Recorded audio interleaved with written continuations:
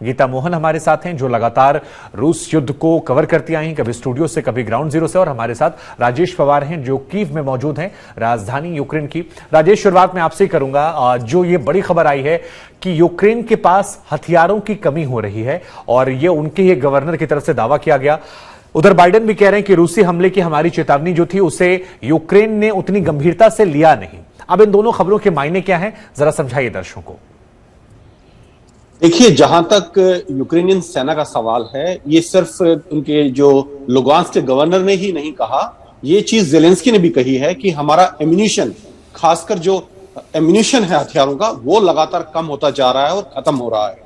और अगर ये हालत यही रही तो वो अगले 2-3 दिन जो कि निर्णायक होने वाले हैं सेवरोदोनेत्स्क शहर की लड़ाई के लिए और पूरे लुगांस्क प्रोविंस की लड़ाई के लिए, ज़ेलेंस्की का कहना है कि ये जो अगले 2-3 दिन जो निर्णायक होने वाले हैं, इसमें रूसी सेना बहुत तेजी से कब्जा कर सकती है, क्योंकि हमारा एम्यूनिशन लगभग खत्म हो गया है।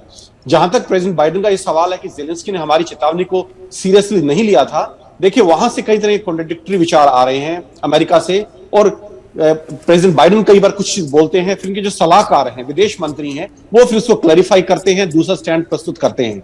लेकिन ये भी जग जाहिर है कि जिस वक्त अमेरिका ये चेतावनी दे रहा था कि किसी भी वक्त रूस हमला कर सकता है, जब रूस बेलारूस में एक्सरसाइज कर रहा था, उस वक्त काफी बड़ी तादाद में यूक्रेनियन सैनिक ट्रेनिंग पा रहे थे लवीव के एरिया में, नेटो और अमेरिकन देशों के मिलिट्री ट्रेनर्स के द्वारा। सो कहीं ना कहीं यूक्रेन की तैयारी युद्ध से बहुत पहले शुरू हो चुकी थी। शुभांकर जी।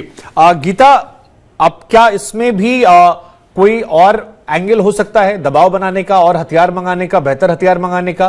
क्योंकि अगर एक देश का राष्ट्राध्यक्ष दुनिया के सामने ये कह रहा है, खासतौर पर जब उसके मुल्क के लोग भी सुन रहे हैं कि हमारे पास हथियारों की कमी है, तो कहीं ना कहीं सेना का मनोबल भी थोड़ा कमजोर हो रहा होगा। अगर ये एक स्ट्रेटेजी का हिस्सा नहीं है तो इसका क्या असर देख रही हैं आप आगे युद्ध पर?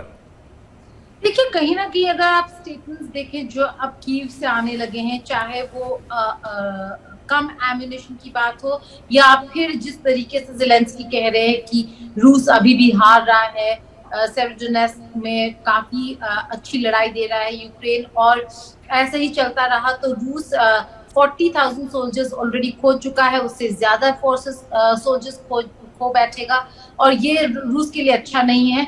तो ये जो डबल स्पीक हम देख रहे हैं, जहां एक तरफ आपको पता है कि यूक्रेन में एम्यूनेशन की कमी है, दूसरी तरफ आप अभी भी बोल रहे हैं कि रूस हार रहा है और आप जीत रहे हैं, कहीं ना कहीं इसको समझने की जरूरत है कि क्या अब यूक्रेन के लोग कन्विंस्ड हैं ज़ेलेंस्की के आर्ग्यूमेंट्स को लेकर। जैसे राजेश कह रहे थे, कहीं कुछ स्टेटमेंट्स आते हैं और फिर उसके बाद डैमेज कंट्रोल होता है। हम ये कुछ समय से देखते आ रहे हैं। अगर ऑन द ग्राउंड सिचुएशन देखें तो हाँ, रूस के लिए सबसे ज्यादा तकलीफ वाली बात है सैंक्शंस, और वो भी माइक्रो लेवल पे नहीं। डोमेस्टिक इकोनॉमी काफी इंसुलेटेड है रूस का, मैक्रो इकोनॉमिक लेवल पे, और वो पिंच कुछ समय में रूस को पिंच होने लगेगा ये सारे सैंक्शंस। लेकिन 3 महीने का वक्त जो हम बोल रहे हैं वो अभी भी लागू होता है कि अगर 3 महीने में ये पूरा मसला या फिर हल या फिर निगोशिएटिंग टेबल पर नहीं पहुंचता है, तो देखना होगा कि यूरोप कैसे रूसी गैस के बगैर विंटर्स चला पाएगा। अभी भी जितने भी प्लेजेस हुए हैं, बाकी देश जो कह रहे हैं कि वो गैस भेजेंगे यूरोप, उसमें इतना गैस उन्हें पता है, इतने अल्टरनेटिव्स नहीं है कि वो पूरे विंटर्स बिना रूसी गैस के चला पाए। कई सारे देश है यूरोप में जिन्होंने ऑलरेडी कह दिया है कि वो रूस के गैस के बगैर नहीं चल पाएंगे। ऐसे में कितने कंट्रीज हैं जो एम्यूनेशन फिर भी भेजेंगे? यूएस के खुद के जितने भी बिल्स हैं वो पास नहीं हो पाए हैं, तो प्रेसिडेंट बाइडेन अपनी तरफ से जो प्रेसिडेंशियल डिक्री है उसके थ्रू एड भेज रहे हैं। तो यूक्रेन की मुसीबतें जो हैं शुभांकर, काफी ज्यादा बढ़ने वाली हैं अगर ऐसा ही चलता रहा और इनको वेपन्स वक्त पे नहीं मिले। क्यों? क्योंकि ये नहीं है कि आप देखेंगे रूसी फौज और आगे बढ़ रहे हैं, लेकिन ईस्टवर्ड बाउंड जरूर है। मिकोलाइव और ओडेसा उनके अब गोल्स बन चुके हैं।